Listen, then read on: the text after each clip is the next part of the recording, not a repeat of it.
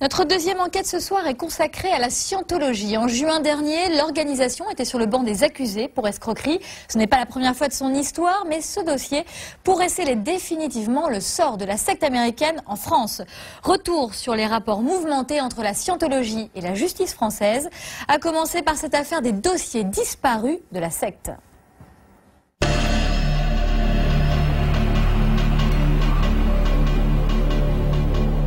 Au palais de justice de Paris, une partie d'un dossier d'instruction concernant l'église de Scientologie a disparu.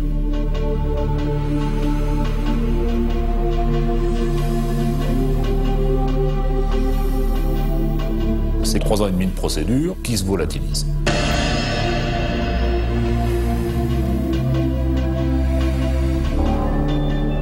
La justice de mon pays, elle est comme le gruyère, elle est pleine de trous.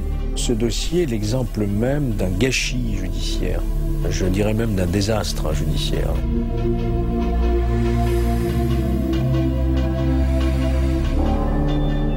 Il n'y a jamais un dossier concernant l'église de Scientologie qui ne comporte pas de rebondissements spectaculaires.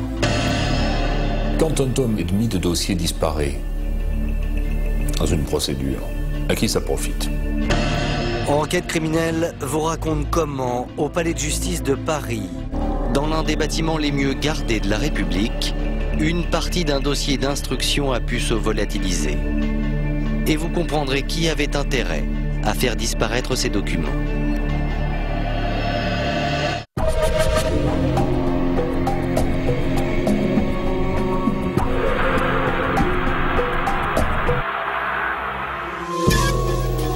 Tout commence au début des années 80. À cette époque, la scientologie, implantée partout dans le monde, agit en toute impunité. Et notamment en France, où le mouvement scientologue n'est pas encore considéré comme une secte dangereuse. L'église de Scientologie, ça demeure une organisation mal connue. C'est une organisation américaine, étrangère. On ne sait pas très bien de quoi ça parle, comment ça marche. Et on ne prend pas ça tellement au sérieux. Cette impunité ne va pourtant pas durer. Dès 1983, des anciens adeptes qui estiment avoir été escroqués par la secte déposent plainte. Les sommes sont considérables. À l'époque, plusieurs centaines de milliers de francs par victime. En un an de temps, j'ai dépensé environ 150 000 francs. Moi, j'y ai laissé la valeur de 350 000 francs. Je me suis endetté, j'ai souscrit un emprunt. Je suis arrivé à la ruine financière. Dans un premier temps, la justice ne prend pas en compte le témoignage de ces anciens adeptes. Pourtant, ce qu'ils racontent aux magistrats montre que la scientologie a tout d'une secte. Première des caractéristiques, elle vend du bonheur à ceux qu'elle recrute. Pour cela, elle propose une formule clé en main, la dianétique. La dianétique vous entraînera dans l'aventure la plus passionnante de votre vie, celle de vous-même. L'homme est fondamentalement bon, créatif et constructif. La dianétique est la première étude du mental qui soit facile à comprendre et à apprendre, et que n'importe qui peut appliquer. La dianétique, un terme scientifique derrière lequel se cachent en réalité de pseudo-séances de psychothérapie. Des entretiens chèrement payés qui sont censés libérer les adeptes de leurs angoisses existentielles. La scientologie a la certitude absolue d'avoir trouvé le moyen de libérer l'humanité de ses malheurs. Elle a une thérapie qui guérit tout. L'homme qui commercialise cette théorie s'appelle Ron Hubbard. It's quite interesting to watch some girl, for instance, who's been a mousy little thing and seems very retiring and so forth. The processor, she becomes quite alert, quite expansive. À l'origine, Ron Hubbard est un écrivain de science-fiction. Ses livres se vendent bien, c'est ce que l'on appelle un auteur à succès. Mais en 1950, l'homme a une idée beaucoup plus lucrative encore, devenir le sauveur d'un monde en perdition. There is one thing you can say about Dianetics and Scientology, and I'm sorry if this sounds odd, but it isn't everybody who can write a book that turns the world on its ear. En quelques années, Ron Hubbard devient un véritable gourou. Tout ce qu'il dit, tout ce qu'il écrit est parole d'évangile. On ne pense pas, on ne voit pas, on ne vit pas sans Ron Hubbard. Avec la Dianétique, Ron Hubbard a semble-t-il trouvé le bon filon. Très vite, il vit comme un milliardaire, et cela uniquement grâce à l'argent de ses membres. Le système est parfaitement huilé, livres, séances d'audition et stages obligatoires, tout est fait pour contraindre les adeptes à dépenser toujours plus. La scientologie vous met le grappin dessus en essayant de vous faire croire qu'en fin de compte, vous avez un potentiel formidable, mais il n'est pas mis en valeur, et on va vous aider à le mettre en valeur. Ce que la secte ne dit pas à ce moment-là, c'est qu'elle va passer vos finances à l'essoreuse pour cela. Alors évidemment, si vous êtes érémiste ou smicard, vous êtes tranquille, vous n'intéressez pas la scientologie. 1989, la justice française s'attaque de front à la secte. De nouvelles plaintes à Paris, Lyon et Marseille déclenchent pour la première fois l'une des opérations anti-sectes les plus retentissantes. Tous les locaux de l'église de Scientologie sont perquisitionnés, la plupart des dirigeants de la secte sont interpellés et 3 instructions sont ouvertes.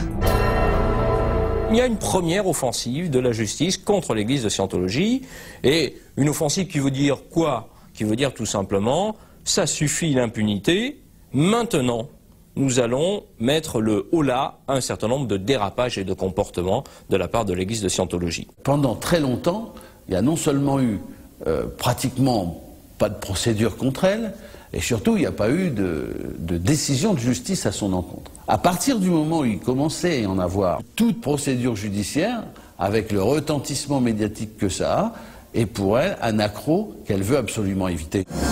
Pour la première fois, l'église de Scientologie est dans le collimateur de la justice. Attaquée, l'église de Ron Hubbard riposte et emploie les gros moyens. Pour cela, elle n'hésite pas à mettre en scène ses adeptes les plus célèbres, l'acteur Tom Cruise et surtout John Travolta joue les porte-paroles.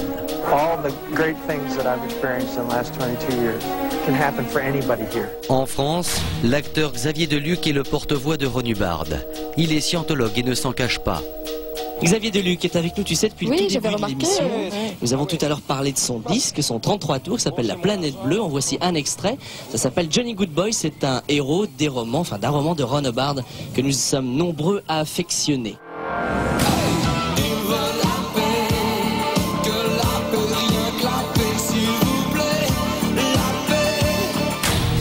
Pour redorer son image, la scientologie n'hésite pas régulièrement à montrer au monde entier sa toute-puissance. Comme lors de cette cérémonie aux États-Unis en l'an 2000. Ce meeting-là était probablement le plus grand meeting qu'ils aient jamais eu. Il y avait probablement 11 000 ou 12 000 personnes. Cette photo diffusée sur Internet est en réalité une photo truquée. Et voici comment. Toutes sortes de scientologues avaient été clonés. C'est-à-dire qu'on voyait telle personne avec telle robe, on la voyait reproduite ici. Et puis ensuite, on voyait tel bonhomme au front dégarni reproduit ici.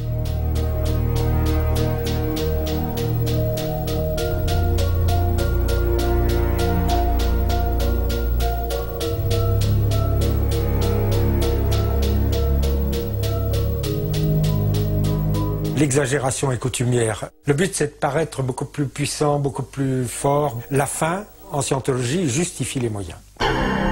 Cette photo n'est pas le seul exemple des méthodes qu'utilise la scientologie lorsqu'elle se sent attaquée. Face à l'offensive de plus en plus insistante des juges, la secte a mis au point une stratégie particulièrement efficace.